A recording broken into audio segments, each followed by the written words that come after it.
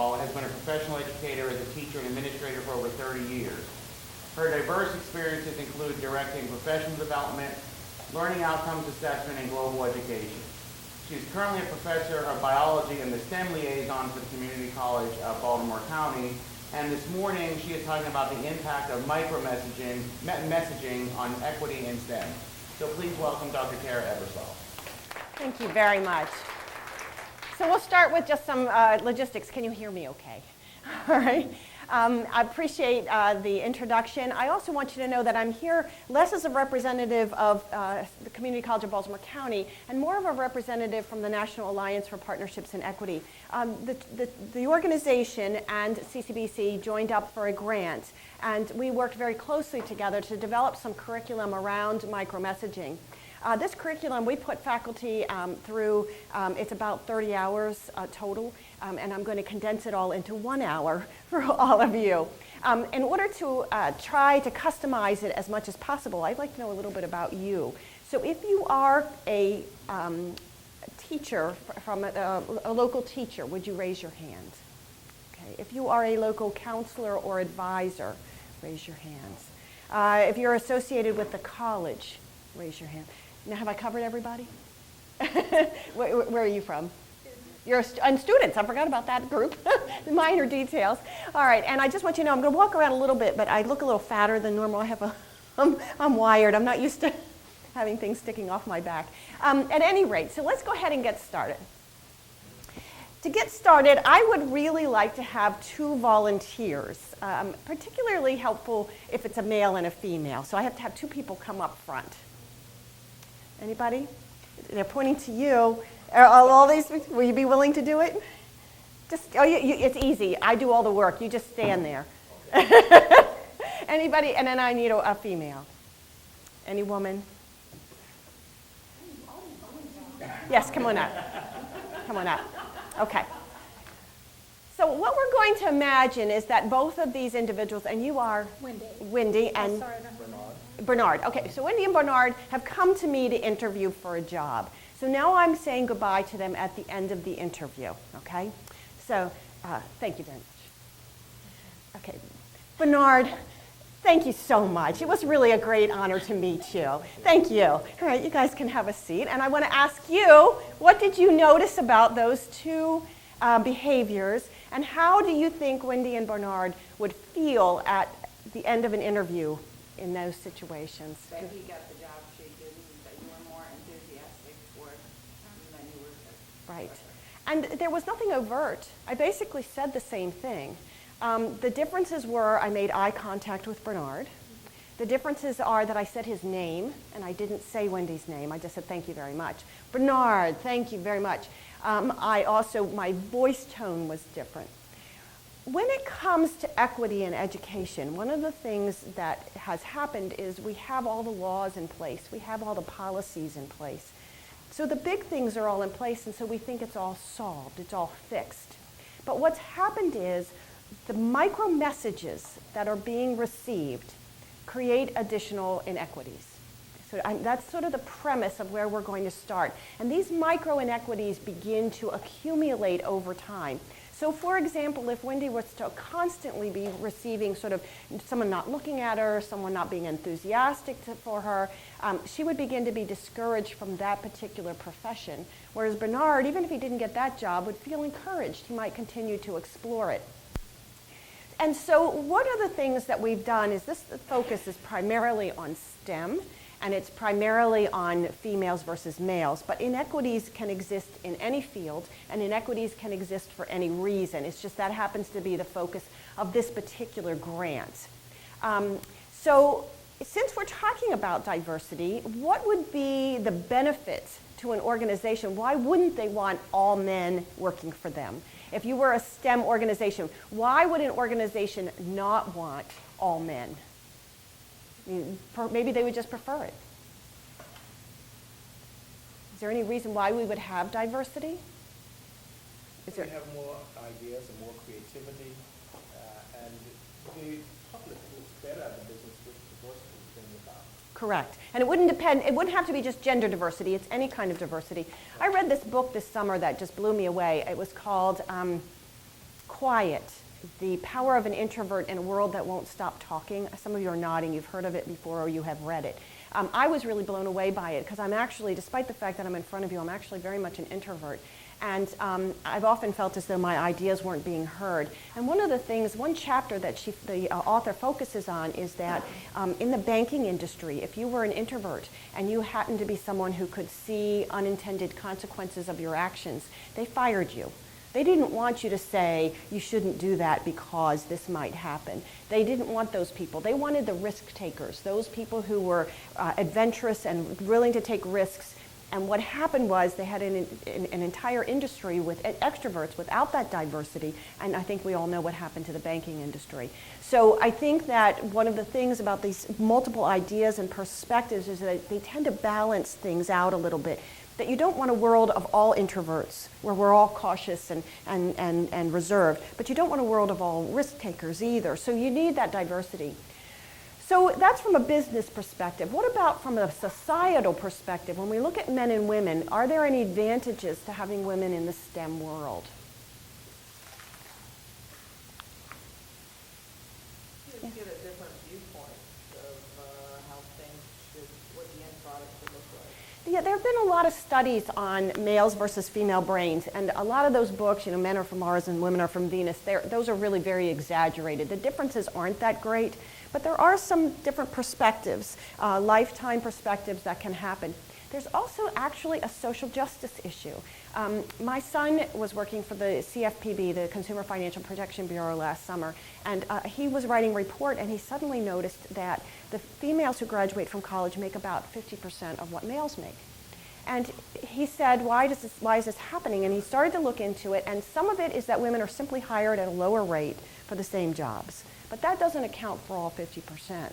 The other part of it is that women make different choices in careers than men do. Women tend to choose careers that are lower paying. And the consequences of this are really large, because as he continued to do his research, he saw that men and women, as they graduate from college, have the same amount of college loans, so they are in debt at just the same levels. And they're also at the same rates developing their own households. They're becoming head of household. So given that, if men are earning this much and women are earning this much, and yet women are no longer going to college for that MRS degree, right? They're going because they want to become independent. So they're here, and yet they have these terrible loans, and they're trying to become head of household. Who is more likely to slip into poverty? The women are. And particularly women who may also be mothers simultaneously, who are single mothers. So there is actually a social justice issue involved with encouraging females into STEM, because it will help them with their financial situation. All right, so we did our introductions.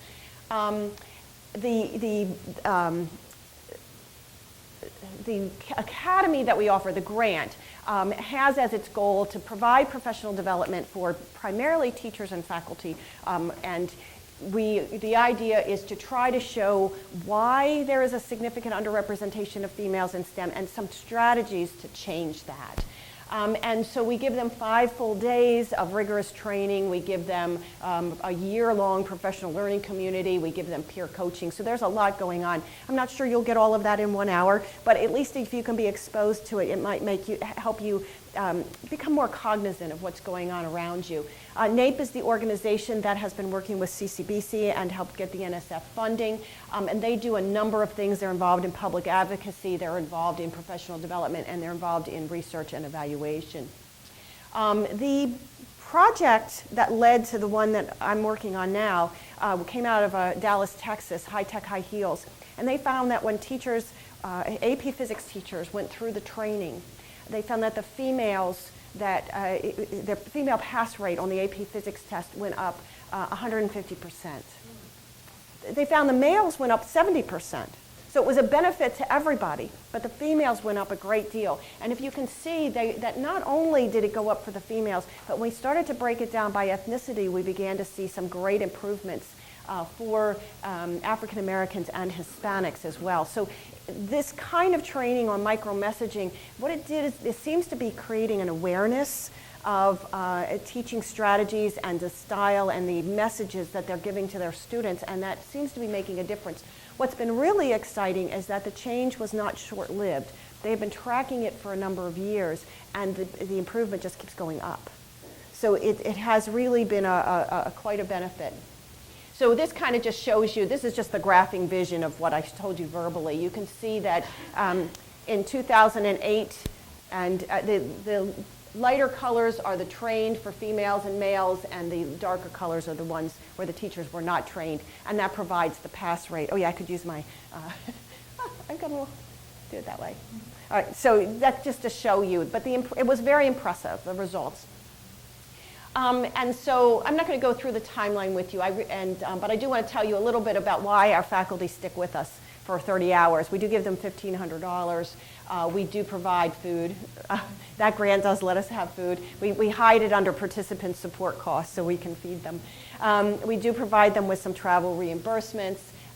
They do work together to create mini projects in their classes, so it's not just they go through the training, they then have to apply it to some kind of a project or intervention in their classrooms. We allow them to use it towards their professional summaries. They can get graduate equivalency for it, and then they can eventually publish or become peer mentors. So there's a lot of opportunities for them.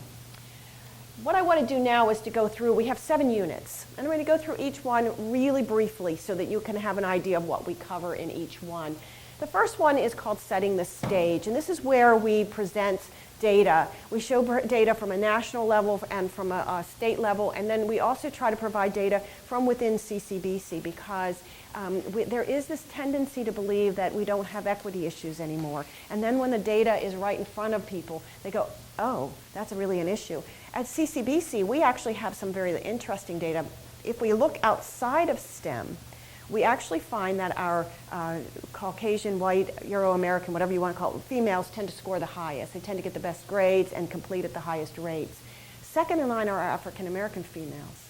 Then we have our white males, and then significantly below that, we have our African-American males. So our data is a little different. But when we look at STEM, we suddenly see much lower rates of actually even white students doing as well. We actually see an over representation of Asian students and international students who do really well in the STEM fields. So having the data is very interesting. The one that I think considering so many of you are coming from the school systems, both as counselors and as teachers, this one might interest you. It really does come down to career choice almost more than ability. When we look at the data of how well males and females do on test scores, for example, AP math tests and SAT scores, there's not a lot of difference. It really doesn't come down to being a difference until they start to make their career choices. So this just shows you from the CTE perspective. You can see that if we look at STEM per se, manufacturing, architect, transportation, all the ones that are considered a STEM or STEM related, those are your percentage of females pursuing them. When you start to look at education, health sciences, human services, hospitality, that's where you have all of the females. Those jobs tend to be lower paying than the jobs that are at the other end of the spectrum. I thought this one might interest you too. I pulled this data out from the PSAT data. I'm not sure when your students take them. I think they're pretty much sophomores to rising juniors when they take their PSATs. And there's a section in there where they can indicate their career choices. And what we're finding is that their career choices, whether it's Maryland data, whether it's national data, reflects the percentages and the ratios that actually exist in the world. So, I mean, in our country. So, for example, females tend to select education over males at a ratio of 5 to 1. Males tend to choose engineering over females choosing engineering at a ratio of 8 to 1. This means that decisions are being made at a very young age. This means they are coming out of middle school pretty sure what they're going to do. Now, it doesn't mean 100%. Some of them are going to make some changes in what they want to do. But if these ratios reflect what's going on in our country today, that means some of these decisions are being made at a really young age. And so the idea is that maybe we need to do some intervention. We can't just say that they've made their decision, they're doing great, this is wonderful. We might actually have to do some interventions to make some changes. In our second unit, we get into this concept of micromessaging, much as we did in the very beginning with the introductions. where we saw Bernard was greeted with much more enthusiasm and much more attentiveness than was Wendy. So the one thing, though, about micromessaging is that they're not all bad. Some micromessages are positive and some micromessages are negative. So we tend to separate them into microaffirmations versus micro-inequities. And the idea is that to encourage teachers and counselors to use more microaffirmations. This is tricky, though. It's not as obvious as you think it is, because what happens if you compliment everybody in the entire class? It doesn't mean anything. Like my children got all these trophies when they were growing up and in sports, and I saved every one of these trophies. And when it came time for them to take it with them as they began to leave home, they didn't want them. They threw them away. The only ones they kept were the ones where they actually had won a championship or had won some kind of a medal. So they didn't care about all those silly trophies. They didn't mean anything. I read another book which was interesting to me called Nurture Shock. Let me see if I see any nods from Nurture Shock. I've got a couple of you who've read that one. That book was fascinating because what it did is it looked at some of the studies. But one of them it looked at was what happens when we flatter people or compliment people. And they found that if the compliments are given on things that the person can't control, you're beautiful, you're so smart, that it actually creates pressure inside a person if they don't take it as a compliment. If you instead say to them, you worked so hard on that, I really appreciate the time you spent, something that they can control, then that is a meaningful affirmation. So it's a tricky place to be. We can't be phony about it. We can't also compliment people on things that they don't have any control over. We really have to focus on what they can do and what they can control. In our third unit, we move into neuroscience, which scares people. The word scares people, but it's really pretty straightforward. And so to try to get you to relax, we're going to do an activity in this unit. But the idea is that one of the things that I found when I do the big workshops is invariably somebody will say, well, women don't go into STEM because they just can't do it. Or women don't go into STEM because they just don't like it. And so what we do in the neuroscience is to try to look at what really is different between a male and female brain, and also what is similar about the brains. And so what I'm going to do is just a real quick little activity with you. I would like you to jot it down somewhere. I'm not going to have you show it to me. All of you have sort of paper and pens out. Something you learned to do as an adult. So for example, I learned to be a drummer. I was in a rock band of sorts, over 40 wannabe rock band, but I learned to play the drums as an adult. I didn't learn as a child. So think of something you learned to do as an adult, sort of just jot it down. You don't have to share it. I'm going to ask some of you to share them, but you don't have to share them. Just something you learned to do as an adult.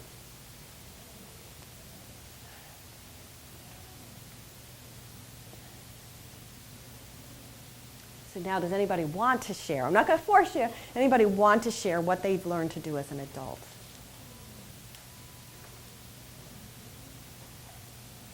Yes. Ski. Okay, great. Anybody else want to share it? Yes.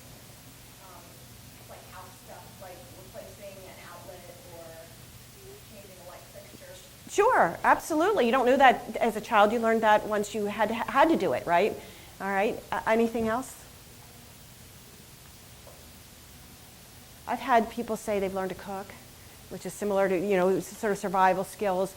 They've learned how to use the computer, an iPad, the technological things. Our kids are learning them as they're born. They're 18 months old and they can use an iPad better than I can. But technology is something that we have had to learn. All right, so the next step of the activity is to think about how you learned what you learned.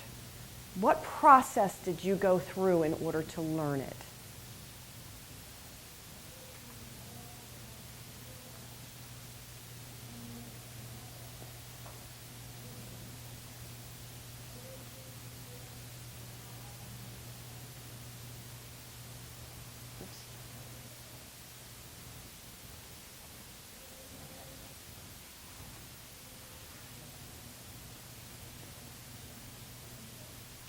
All right, does anybody want to share how they learned what they learned? Yes.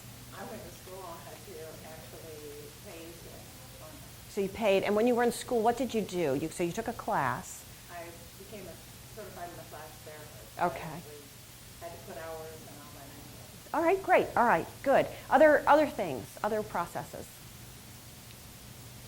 Anything else? Yes. I've met with my professor and he explained step by step how to write an essay that was up to his standards, and I improved tremendously.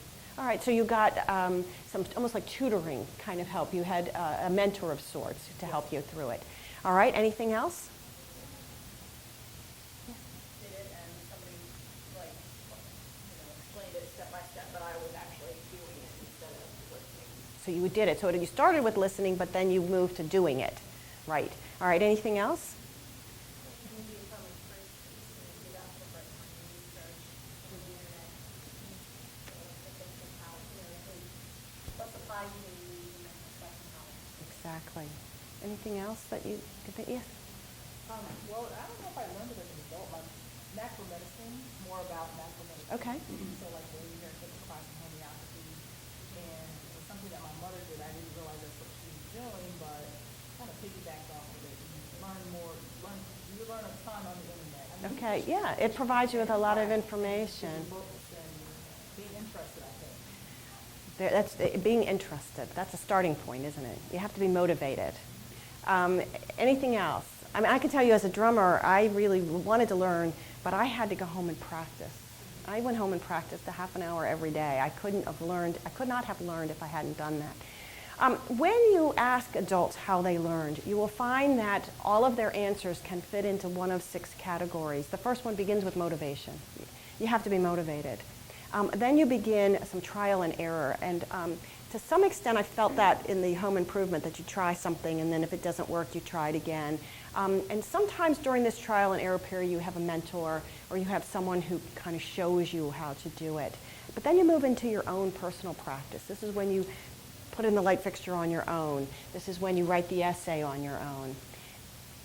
Oftentimes it's not perfect the first time, so you do it again, and you do it, and so you refine your practice until finally you reach the point of mastery. So these steps are very consistent. What's interesting is that, and it's been a long time since I've done my education classes, but I remember Jean Piaget had 6 stages of learning for the child.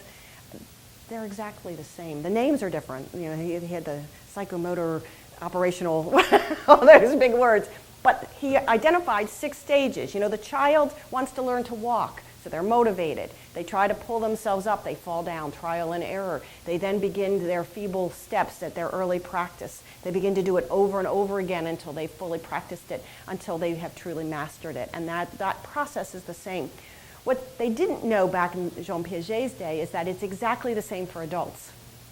Adults learn the same way that children do. It's the same exact process. And it's also true that it doesn't matter what gender you are, you learn exactly the same way. It doesn't matter what race or ethnicity you are, you learn exactly the same way. Everybody learns through these 6 steps. The only exception to the rule, because I could go through, one of the things we do in this unit is I look at the neurons and how the pathways actually get formed, but the exception are the people with learning disabilities, because their brains don't make the same kind of neural connections that people with normal learning processes do. So they really do need accommodations because they don't learn the same way that most people learn. But otherwise, there's no gender differences, there's no racial differences, there's no age differences, none of that matters. So you might be sitting here going, okay, I buy this, but why are there so many differences between what women do and men do? And there's so many differences between the way women think and men think. And so we want to look a little bit at some of the gender differences, or if we're looking physiologically, there's sex differences, right? Gender is sociological, sex is biological. They do exist. There are some slight differences. The problem is we don't know how much of them then become expanded due to socialization.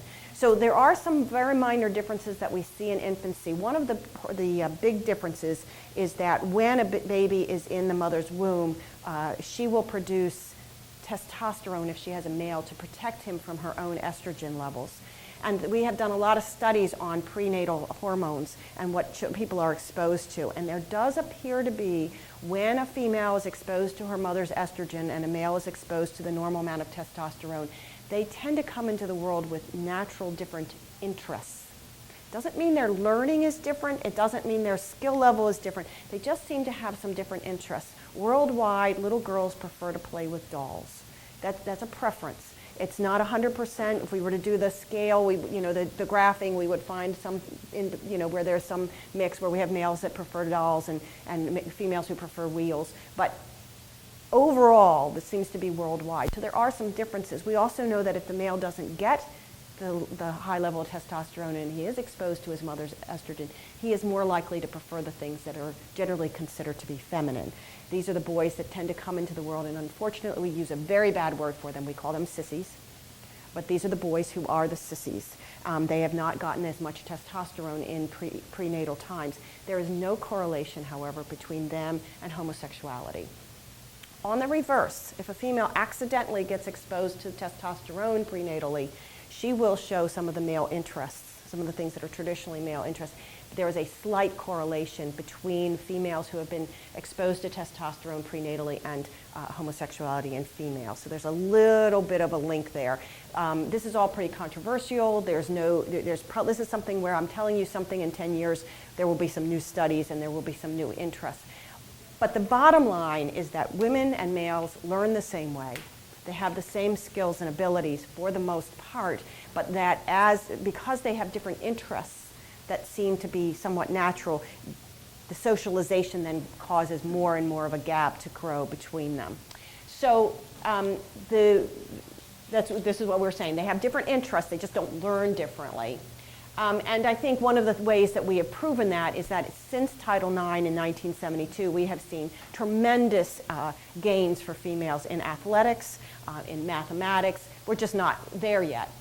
The one area, however, that I can't tell you it's innate, but there does seem to be a difference between males on their verbal skills from females. They tend to be a little bit below females. It may be developmental. It may not be that it's an actual change, but males seem to be a little bit lower on most verbal testing, and females tend to score a little lower in spatial testing.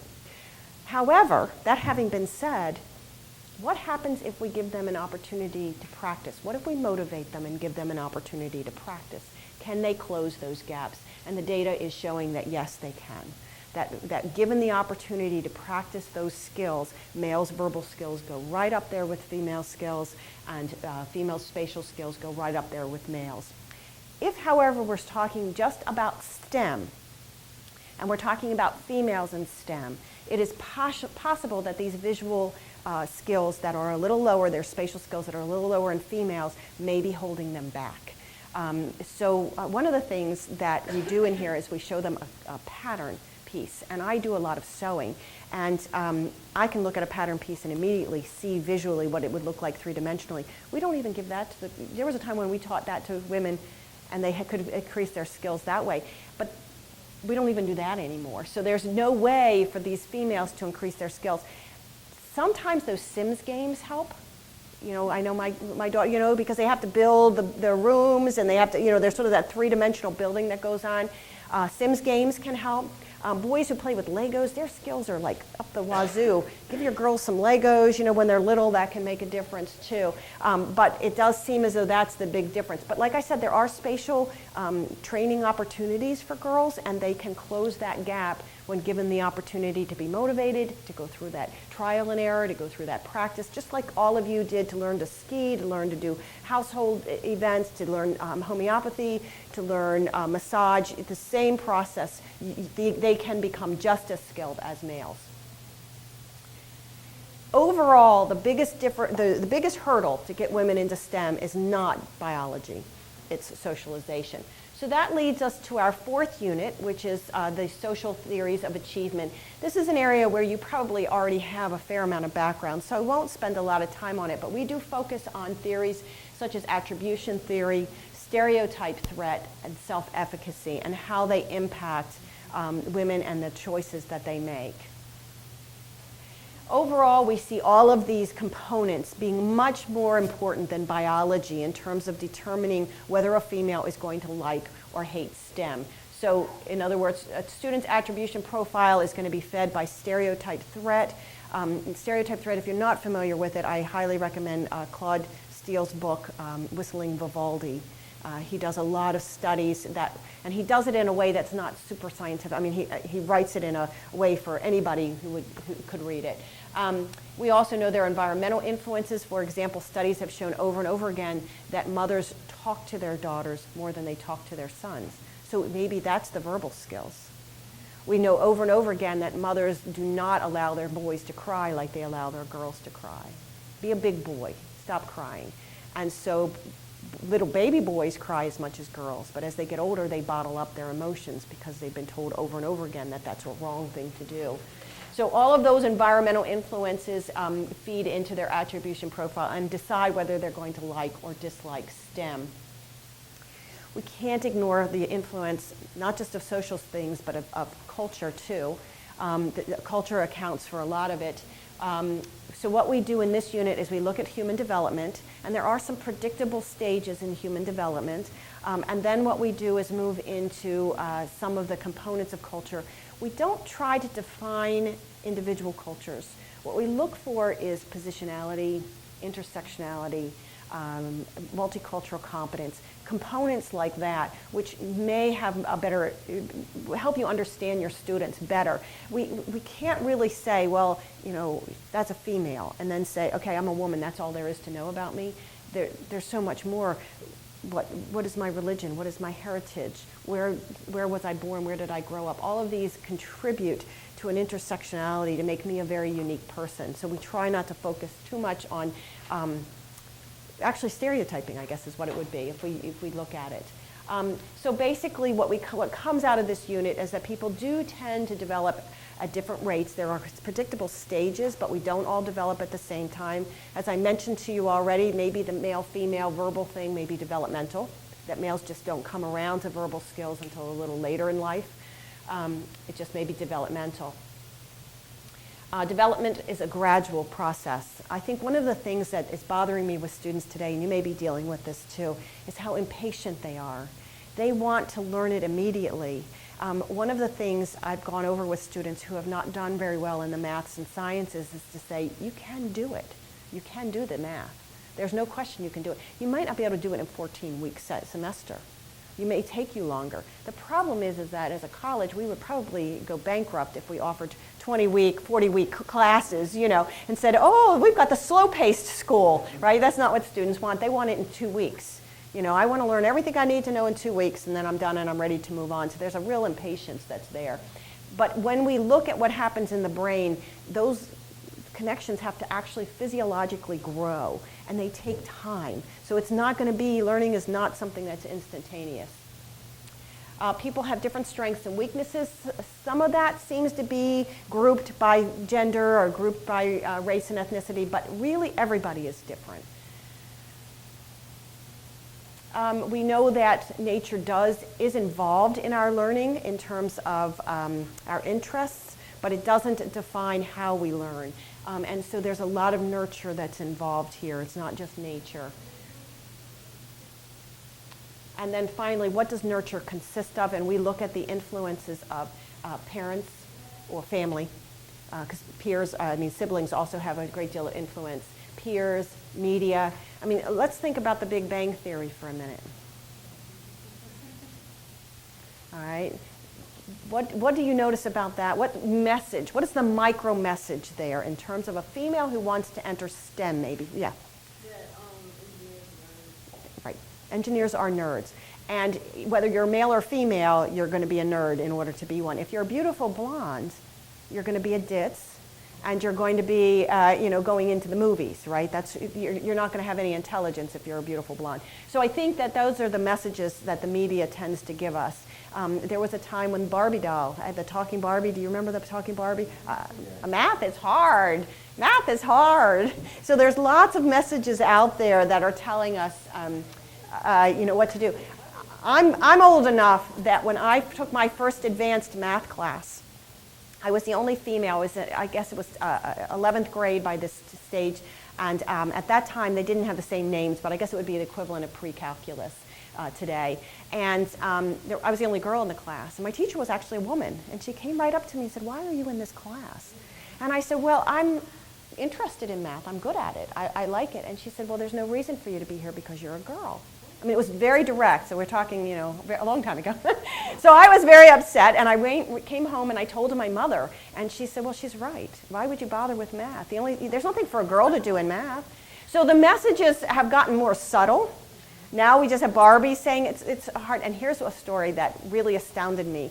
I had an opportunity to go to the White House with this project. It has been acknowledged by the White House, by the way, because it is starting to make some real differences. And I got a chance to Michelle Obama was greeting us, so I got a chance to meet her. She's a lovely woman, and she is so articulate and just a great role model, except she said, I became a lawyer because I cannot do math. And I thought to myself, would somebody stand up and say, I became an engineer because I can't read? There is something in our culture that allows us to say, I'm not good at math, ha, ha, ha. But we don't want to say, well, I'm illiterate. Isn't that funny? I'm illiterate, I can't read a thing.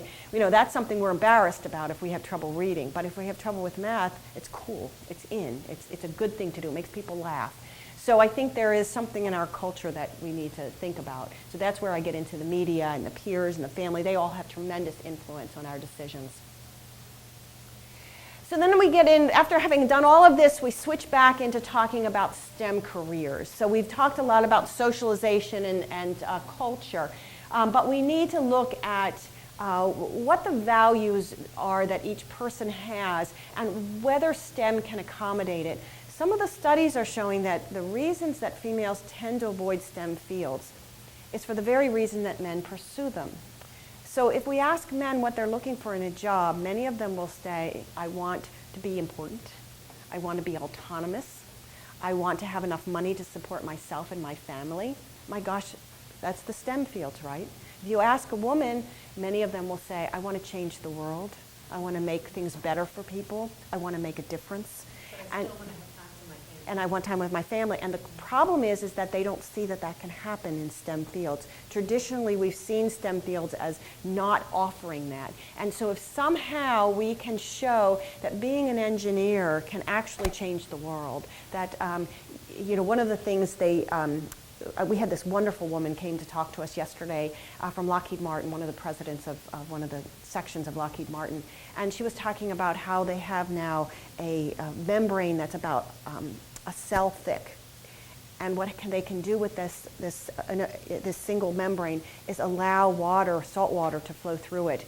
And it prevents the salt, allows the water through but not the salt. So they're coming up with a very inexpensive way for desalinization, which will be a tremendous boon to so many nations that can't get fresh water. So I think so those are the kinds of things that an engineer can develop.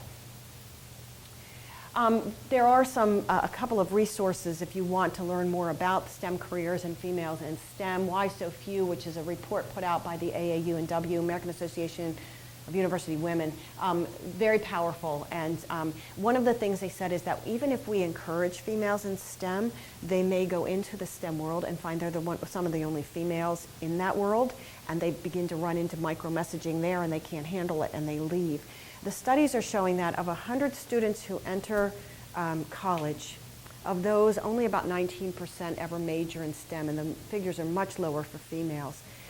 10 years later, only 8% are still working in the STEM fields. So we have quite a drain going on, brain drain going on in STEM.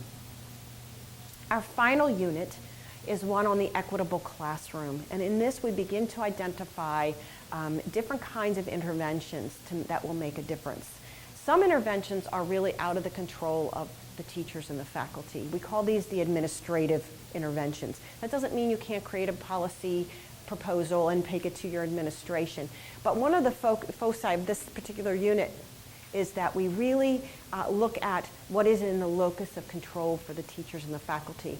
When we ask them what's wrong with their classes, so many will say, my students are late, my students are unmotivated, my students are lazy, my students are this, my students are that, and it's all about the student. You can't do anything to change your student. The only person you can change is you. So what we do is we begin to list what are behavioral changes that you can make that may create a change in your students. So it's not a definite, and there's no way you'll catch them all, but sometimes even a minor change can make a difference in how a student responds to you. So that's really what we focus on primarily in this area. We also try to explain the difference between equality and equity.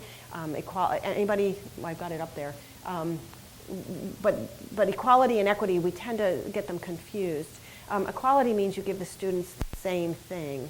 In equity, you give the students what they need to achieve the same thing. So it's a little different. It's just a little different. All right, just a little additional information, and then I'm going to open this up for questions. We do try in our workshops to use a lot of tools. I have stood up here and blah, blah, blah, and not done a lot of activities with you, and I hate sitting in workshops. For the most part, we try to keep people moving and active. We do a lot of activities rather than having me just stand up here and talk. We also try to give the teachers and faculty a process for improvement. And so you've probably seen something like this before, but this is the one that's been trademarked by NAEP. And what this really is that when they come to us, we try to get them to explore why there are differences in male-female persistence in STEM, if not actual performance in STEM. And then they work to determine what is going on in their own classes. So there's a lot of self-reflection that goes on. And then they begin to select different kinds of interventions to experiment with. And it could be, it's not all the same. The thing is about, it would be wonderful if I could just go into a workshop and say, if you do these 10 things, I guarantee your females are going to love STEM, they're all going to go into STEM. But the reality of it is that as faculty, we're all different. And our students are different, and the classroom climate from year to year or from semester to semester can be different. And so what we need is actually a process by which we can figure out what's going on in the classroom, make some adjustments, read whether that's making a difference, and then stop it if it's not making a difference, and continue it if it is making a difference, or try something new. Does anybody here ever hear of the DARE program? DARE has been around for a lot of years, about 14 years. Anybody tell the rest of the group what DARE is for those who don't know what it is? It's basically right. They've spent billions of dollars. Do you know how much effect that it has had? Absolutely none. So much money was spent, and it was for 14 years it was in effect, before they finally said, this isn't making any difference. So we don't want that to happen to teachers. We want you to try something. If it isn't working, stop doing that. Do something else. So the idea is that you have a process for experimentation where as teachers, as faculty, you can become your own scientists in the classroom. You can do your own research. You can look and compare test grades. One time, one of the things I got involved in was learning styles. They've now become somewhat controversial, but at the time, we believed that if we accommodated everybody's learning styles, visual learners, auditory learners, tactile learners, kinesthetic learners, that they would do better. So I spent one unit in I had 2 sections of AP Biology at the time because I had started at the high schools. And the one I did traditionally, and the other one I did as a learning styles unit. And I was up till 2 in the morning every night creating all these fun things, making sure that I had 4 different lessons for every kind of learner you were, and an assessment for every component. And at the end, the students who had that unit scored a little bit better than maybe the ones who had it traditionally. But they told me if I ever did it to them again, they would kill me. Because they said they were up till 2 in the morning every night trying to accommodate all of the requirements and trying to get it all done. And so many of them, instead of picking the area, we had done the Myers-Briggs and we had figured out whether they were tactile or kinesthetic, but they tended to pick the activities that were the fastest and the easiest, rather than the ones that were appropriate for their learning styles. So in the end, what I ended up doing was creating units that incorporated multiple styles, but didn't try to accommodate every style for every single objective.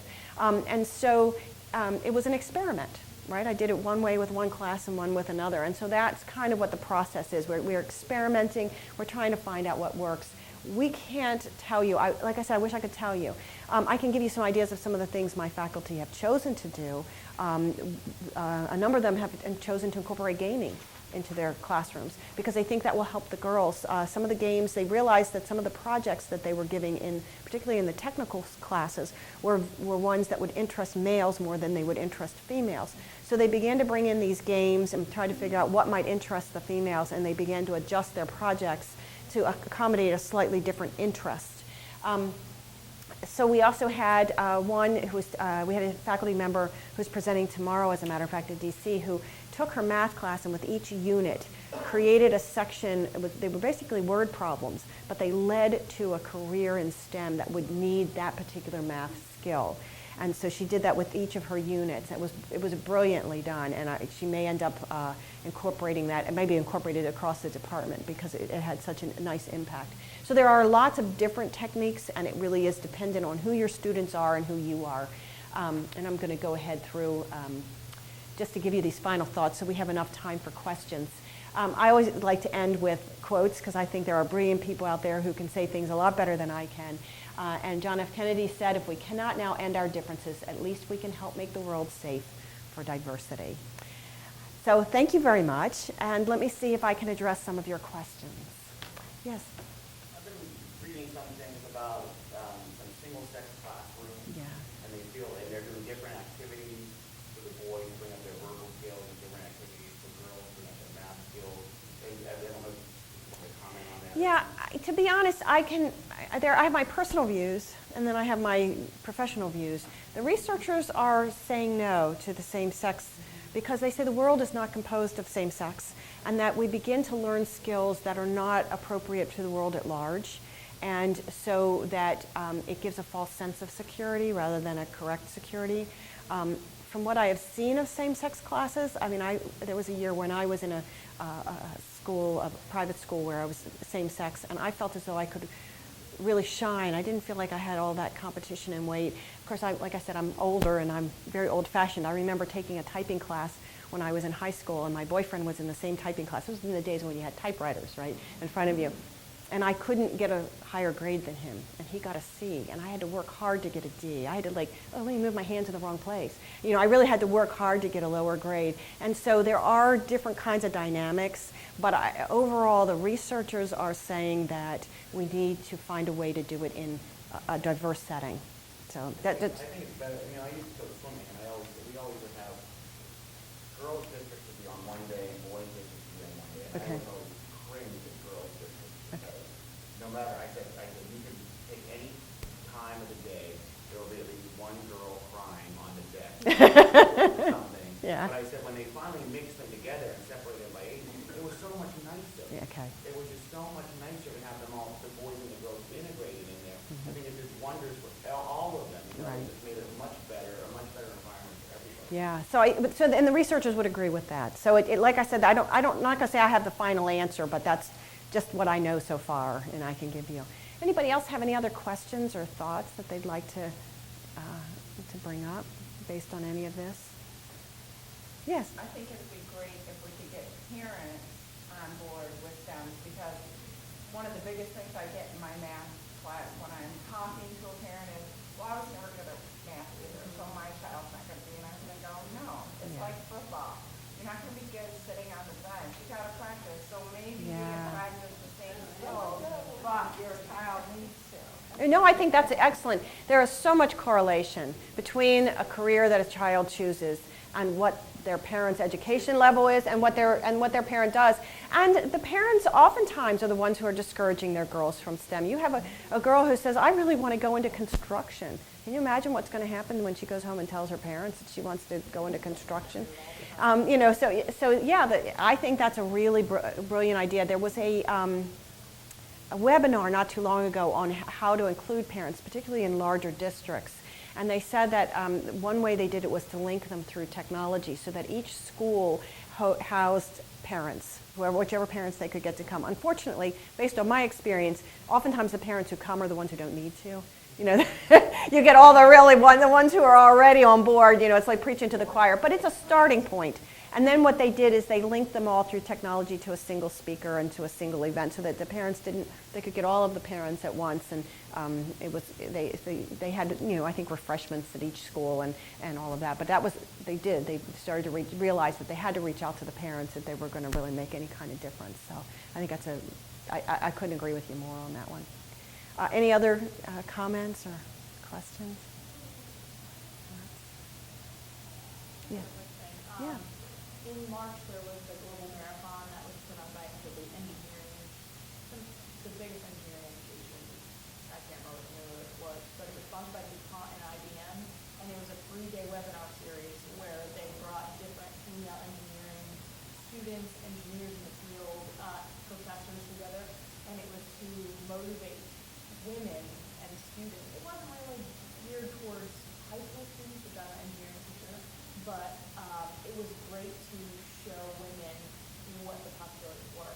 And Yes. unfortunately, it's kind of in March, so for the school year. It's a little late. Actually, let me give you a little plug, because since you teach engineering, surely you've heard of our program here, Women Yes. in Math, Yes. which is Saturday. Yes. So surely you have lots of girls coming, Yeah. because we still have some spots available. But it want them to sign up. But you guys, CSM has partnerships with the University of Maryland for engineering students. We actually have partnerships with a lot of different places. Magna is right there, and they there you go. Later, and she's a young lady who's teaching. The one thing to go, since I'm looking at things from a research perspective, they have found that people do tend to need role models. Some women are willing to be pioneers and go into a field that isn't populated by females, but most of us need some kind of a role model. So if you're an African-American female and you see an African-American female who's an engineer, you'll start to think, I can do this. So I think there's the role model concept is valid. And I think the more we can show our students, people who look like they do, that they do pursue this, and that you can be a pretty blonde and you can still be an engineer. It's okay. You don't have to be a bimbo. And we had a situation where we had a teacher who said, I don't know what to do. I have this beautiful blonde girl in my class, and all she keeps saying is I can't do it because I'm a blonde. And you know, it was like, what do you say? How do you get her to understand that she's very smart? And you know, if I shake her, you're smart. So, but if you found an attractive blonde who's an engineer, you know, then they were like, oh, I can do this. You know, this isn't. Last week, actually, I Okay. was mostly African-American students, and I had an African-American engineer come from Indian Head Naval Base. Okay. And he does research and development in combustion Wow. for counterterrorism. He came in and was just, like, he blew the kids away. Yeah. And this week, I've seen a huge change in, wow, I really want to pass this class. Now, I really want to do your work. This is really exciting. Look what I can do. Well, the other thing I think it's hard in your place is that, you know, I said we want to look for evidence that we're making a difference. Some of it is so qualitative that to get to the quantitative, it may be 10 years before one of those students says, oh, I think I'm going to be an engineer. So it's really difficult to know how much difference you made, but I think we can sense it. I think we know when we've impacted our students in some way, shape, or form. Well, I want to thank you for giving me your time today. I hope that you've gotten something out of it. I've really enjoyed being with all of you today, so thank you very much. Thank you.